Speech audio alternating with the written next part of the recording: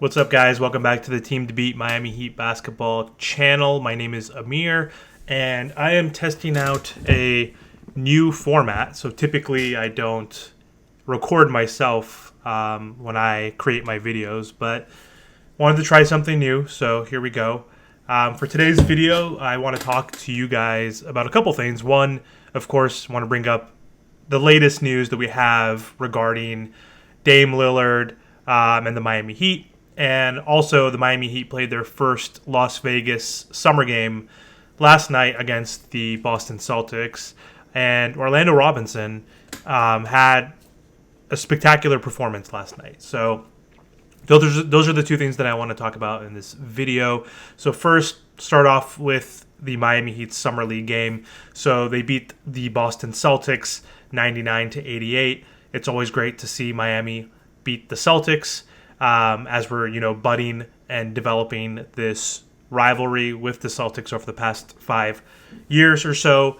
Orlando Robinson was the standout player from that game. So shout out to Orlando Robinson, who played at Fresno State, which is my alma mater. So I grew up in Fresno and went to Fresno State. So always fun to have a Bulldog in the league. There's not that many of them, but was happy that we did sign Orlando Robinson to a two-way contract last season. So the 22-year-old second-year player had 36 points, 11 rebounds, 4 assists, and 2 blocks last night against the Celtics.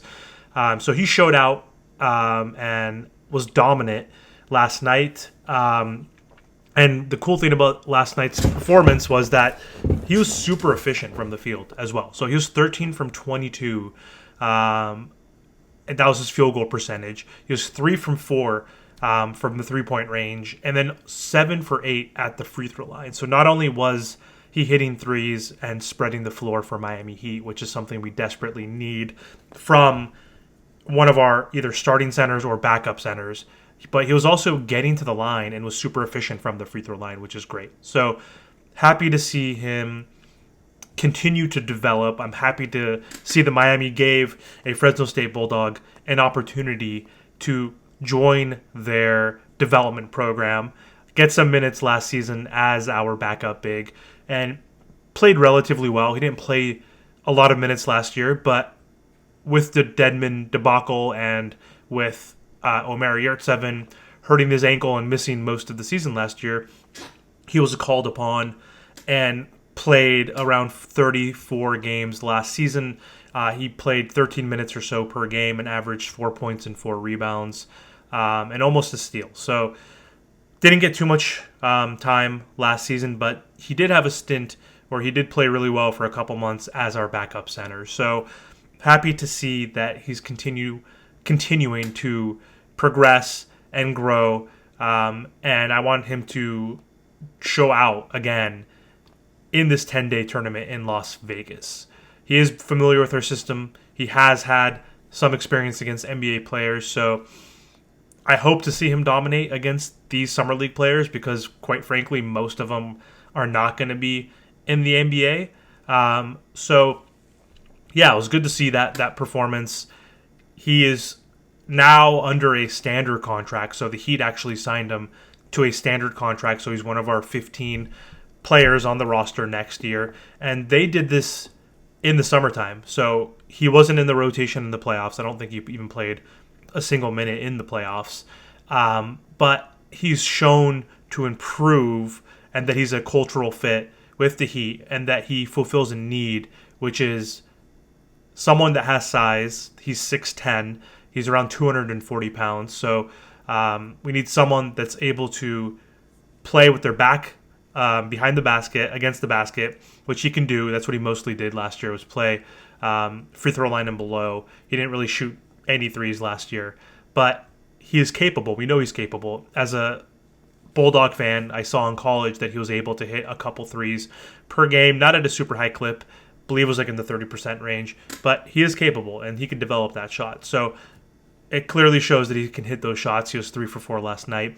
He had a couple as well in his first summer league game of the season, not in this Las Vegas tournament. But that's huge. Like if he has any minutes with Bam Adebayo, when he's coming off the bench, if he could spread the floor and let Bam operate from that mid post or in the paint, that's going to be huge for the Miami Heat. So big shout out to Orlando Robinson. He is going to be competing, I think, with Thomas Bryant mostly, our free agent signing, for those backup minutes. I think Kevin Love is probably going to start. Kevin Love is going to turn 35 next year, so I assume he's only going to play 50, 60 games and probably play like 24 minutes per game, if that. So there's going to be plenty of time for Robinson and Bryant to split off the bench, but he's going to definitely be competing with Thomas Bryant for those backup minutes. So excited, to see my former Bulldog shine in the Summer League. The next thing I want to talk about real quick is Damian Lillard. Obviously, us Heat fans are just waiting at the edge of our seats for this trade to be completed. We all know that Dame Lillard wants to go to the Miami Heat. He initially said Miami Heat or the Brooklyn Nets. He's obviously friends with both Bam and Mikal Bridges, but that was a couple weeks ago.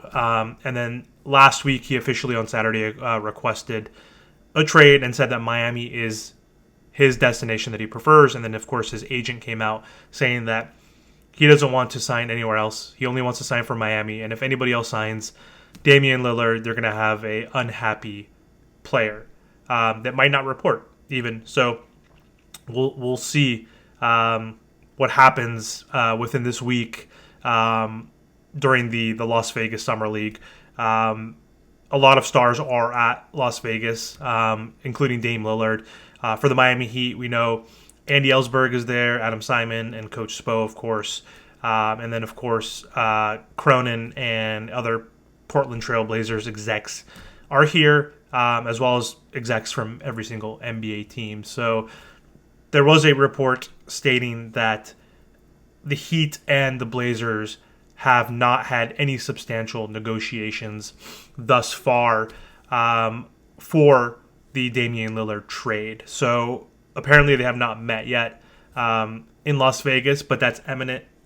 Chris Haynes mentioned this, that they are going to eventually meet in Las Vegas, but they have not yet, and they have not had those substantial negotiations or conversations. But we know that's all going to happen, of course. We know that the Heat front office is going to talk to Portland, and we're going to get this deal done. We know that from former reports it can take anywhere from 3 to 5 teams to get this done. And we know that the Portland Trailblazers have high expectations in terms of that return and that package. Rudy Gobert kind of set the ridiculous standard last year, where he got 4 first-round picks for that ridiculous trade, which is obviously not worth it. So the Blazers came out saying that they want either 4 first-round picks and some quality players, or they want first-round picks and some star players. And they obviously have told us that they're not interested in Tyler Hero, which, again, completely makes total sense. Completely redundant to add a Tyler Hero into that backcourt. They already have Scoot. They already have Anthony Simons, who's on a similar contract to Tyler Hero. He signed his extension that same year the Hero did.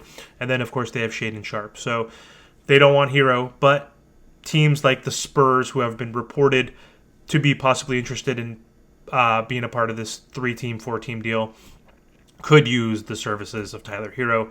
Same with the Brooklyn Nets. They're also potentially interested in acquiring Hero. So Miami has 3 first-round picks that they can offer, some pick swaps that they can offer as well. But if the Heat trade Hero to, let's say, a Spurs, a Thunder, which I don't know if they're fully involved or want to be involved or necessarily want to acquire Hero, even though I think he could be a good fit there, or the Nets or even the Pistons, then they can unlock a first-round pick for Tyler Hero. Maybe 2? I don't know. Is Tyler Hero worth 2?